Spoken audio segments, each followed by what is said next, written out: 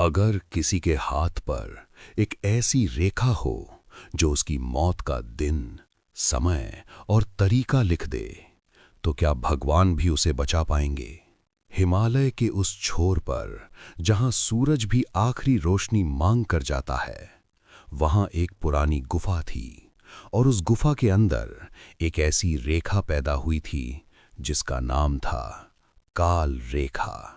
कहा जाता है जब यमराज को भी पहली बार भय लगा था, उसी रात काल रेखा का जन्म हुआ। देवताओं ने देखा समय बिगड़ रहा है, इंसान अमृत जैसा जीने लगा है और मृत्यु अपनी सीमा भूल रही है।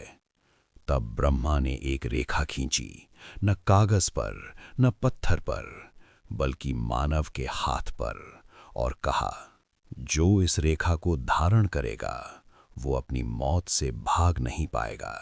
पहला इंसान जिसके हाथ पर काल रेखा उतरी, उसका नाम था देवदत्ता।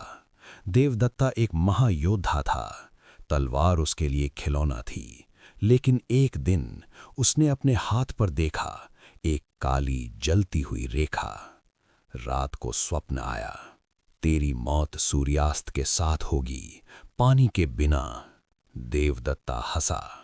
उसने पूरी नदी अपने महल के पास खुदवा दी, लेकिन जब सूरज डूबा, नदी सूख चुकी थी। अगली सुबह सिर्फ एक लाश मिली और पूरी दुनिया समझ गई, रेखा झूठ नहीं बोलती। काल रेखा अब दिखने लगी। लोग अपने हाथ छुपाने लगे, राज्य गिरने लगे, राजा पागल होने लगे, माँ अपने बच्चों के हाथ काटने तक को तैयार थी। लेकिन रेखा फिर भी उभर आती। तब देवता घबरा गए।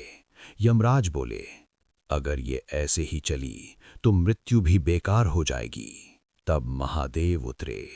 कैलाश का आकाश कांप गया, त्रिशूल जमीन में गड़ा। महादेव बोले, जो रेखा समय से भी ऊपर हो उसे मैं ही रोकूंगा। उन्होंने काल रेखा पर त्रिशूल रखा और पहली बार त्रिशूल कांप गया। महादेव की आंखों में भी एक पल के लिए चिंता थी। ब्रह्मा ने सच बताया, ये रेखा मैंने नहीं बनाई, ये तो इंसान के कर्मों का लिखा हुआ अंत है। काल रेखा कोई श्राप नहीं थी, वो कर्मों का अंतिम हिसाब थी। जो जैसा जीता, रेखा वैसी ही लिखती। महादेव ने आंख बंद की और कहा, तो इसे मिटाना पाप होगा। लेकिन एक राजा रुद्रकेतु ये सच मानने को तैयार नहीं था। उसने तपस्या की, राक्षसों से सौदा किया और काल रेखा को कैद कर लिया। उस दिन से लोग मरना बंद हो गए, लेकिन बच्चे बूढ़े पैदा होने लगे। दुनिया बोझ बन गई। महादेव ने रुद्रकेतु से कहा, मौत से भाग के तू जीत नहीं सकता। राजा हंसा, मेरी रेखा खाली है। महादेव ने उसका हाथ पकड़ा और पहली बार राजा की रेखा खुद लिखने लगी। उसकी मौत का समय उसी पल। रुद्रकेतु जमीन पर गिर गया। काल रेखा आजाद हो चुकी थी। महादेव ने कहा, जो अपनी रेखा देखकर डरे वो पहले ही मर चुका होता है।